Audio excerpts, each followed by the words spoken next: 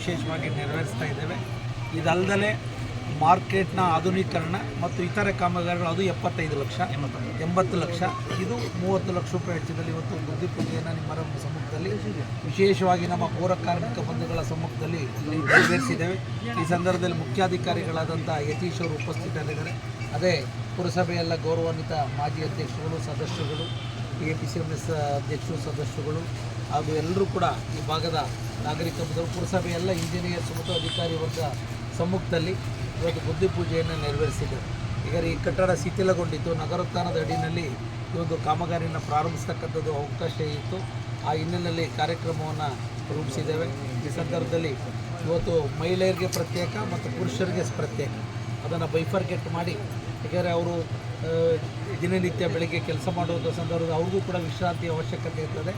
ಅವರ ಒಂದು ಭದ್ರತೆಯ ದೃಷ್ಟಿಯಿಂದ ಈ ಕಟ್ಟಡವನ್ನು ಇವತ್ತು ನಿರ್ಮಾಣ ಮಾಡಲಿಕ್ಕೆ ಕಾರ್ಯಕ್ರಮವನ್ನು ರೂಪಿಸಿದ್ದೀವಿ ಅಂತಕ್ಕಂಥದ್ದನ್ನು ಕೂಡ ಈ ಸಂದರ್ಭದಲ್ಲಿ ಹೇಳಿ, ಇವತ್ತೇನು ಪೌರ ಕಾರ್ಮಿಕರಿಗೇನು 3 ಎಕರೆ 18 ಗುಂಟೆ ಪ್ರದೇಶವನ್ನು ಮಂಜೂರಾತಿ ಮಾಡಿದ್ದೇವೆ. ಅದು ಒಂದು 15 ಅಡಿ ಇದೆ. ಅದು ಪ್ಲಾನ್ ಅಪ್ರೂವ್ ಆಗಬೇಕಾದ್ರೆ 30 ಅಡಿ ರಸ್ತೆ ಆಗಬೇಕಾಗಿದೆ.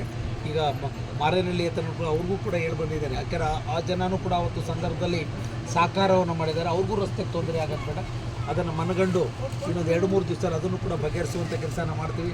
ಜಗದೀಶು ಎಲ್ಲ ನಮ್ಮ ಈ ಭಾಗದ ಮುಖಂಡರುಗಳು, ಬಾಬು ಎಲ್ಲರೂ ಕೂಡ, ನಮ್ಮ ಜಾಂಟಿ ಇರ್ಬೋದು, ಎಲ್ಲರೂ ಕೂಡ ಈ ಸಂದರ್ಭದಲ್ಲಿ ಇದ್ದಾರೆ. ನಮ್ಮ ಪೌರ ಕಾರ್ಮಿಕ ಎಲ್ಲ, ನಮ್ಮ ಮಹಿಳೆ, ನಮ್ಮ ಪುರುಷರು ಇರ್ಬೋದು, ಒಂದು ಒಳ್ಳೆಯ ಸೇವೆನ ಇವತ್ತು ನಗರದಲ್ಲಿ ಮಾಡ್ತಾ ಇದ್ದಾರೆ.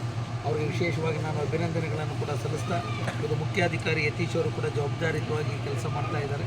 ಅವರೆಲ್ಲ ಇಂಜಿನಿಯರ್ಸು, ಸ್ಟಾಫ್ ಎಲ್ಲ ಸೇರಿ ಅದರ ಜೊತೆಯಲ್ಲಿ ಈ ಹಿಂದಿನ ಪುರಸಭೆ ಆಡಳಿತ ವರ್ಗನೂ ಕೂಡ ನಮಗೆ ಅಧ್ಯಕ್ಷರಾಗಿ ಇವರೆಲ್ಲರೂ ಕೂಡ ಒಳ್ಳೆಯ ಕೆಲಸವನ್ನು ಮಾಡಿರೋ ಫಲವಾಗಿ ನಮ್ಮ ಸೂಚನೆ ಮೇರೆಗೆ ಇವತ್ತು ಬುದ್ಧಿ ಪೂಜೆಯನ್ನು ನೆರವೇರಿಸ್ತಾ ಇದ್ದೇವೆ ಅಂತಕ್ಕಂಥದ್ದನ್ನು ಕೂಡ ನಾನು ಈ ಸಂದರ್ಭದಲ್ಲಿ ಹೇಳಿ, ಇದರ ಜೊತೆಯಲ್ಲಿ ಇವತ್ತು 26ನೇ ತಾರೀಕು ಇವತ್ತು ಕೇಂದ್ರ ಘನ ಸರ್ಕಾರದ ಮಾನ್ಯ ರೈಲ್ವೆ ಮತ್ತು ಜಲಸಂಪನ್ಮೂಲ ರಾಜ್ಯ ಸಚಿವರಾದಂಥ ವಿ ಸೋಮಣ್ಣ ಅವರು ಚನ್ನರಾಯಪಟ್ಟಣ ನಗರಕ್ಕೆ ಆಗಮಿಸ್ತಾ ಇದ್ದಾರೆ ಅಂತ ನಾವು ಕೂಡ ನಿಮ್ಮ ಮುಂದೆ ಹೇಳಲಿಕ್ಕೆ ಕೂಡ ಇದನ್ನು ಸಪ್ರೇಟಾಗಿ ತಿಳಿಸಬೇಕು ಅಂತ ಮನವಿ ಮಾಡ್ತೇನೆ.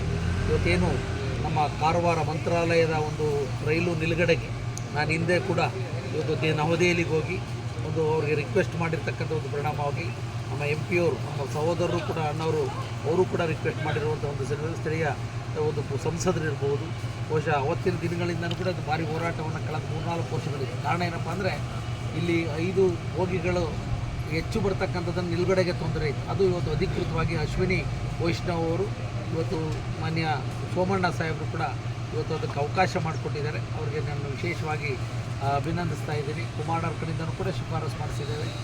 ಹಿಂದೆನೂ ಕೂಡ ದೇವೇಗೌಡ ಸಾಹೇಬ್ರ ಕಡೆಯಿಂದನೂ ಕೂಡ ಪತ್ರ ವ್ಯವಹಾರಗಳನ್ನು ಮಾಡಿಸಿದ್ದೀವಿ ಅಂತಕ್ಕಂಥ ಮಾತನ್ನು ಕೂಡ ನಾನು ಈ ಸಂದರ್ಭದಲ್ಲಿ ವಿಶೇಷವಾಗಿ ಹೇಳಿ, ಇದರ ಜೊತೆಯಲ್ಲಿ ಮಾರೇನಹಳ್ಳಿ ಹತ್ರ ಹಿಂದೆ ರೈಲ್ವೆ ಒಂದು ರೈಲ್ವೆ ಹೋಗುವಂಥ ಸ್ಟೆಪ್ಸು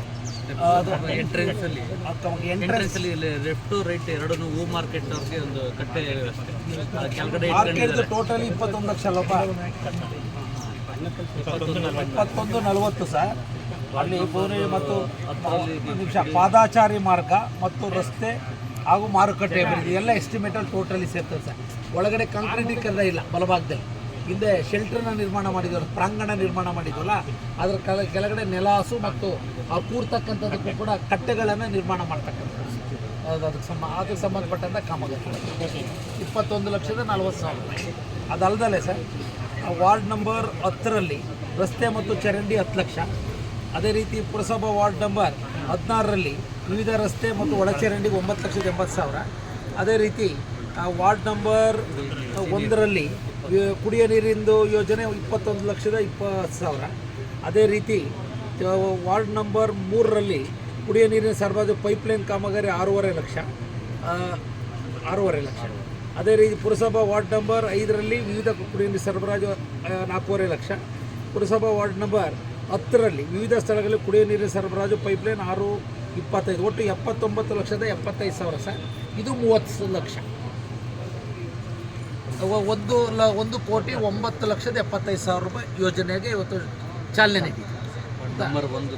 ಒಂದು ಏನು ಅಂಡರ್ ಪಾಸ್ ಇದೆ, ಬಹುಶಃ ಅವತ್ತಿನ ದಿನಗಳಲ್ಲಿ ಫ್ಯೂಚರ್ ದೃಷ್ಟಿನಲ್ಲಿ ಮಾಡಿಲ್ಲ. ಅದು ಆ ರಸ್ತೆಗೆ ಅಗಲಕ್ಕೆ ಅನುಗುಣವಾಗಿ ಅದಿಲ್ಲ.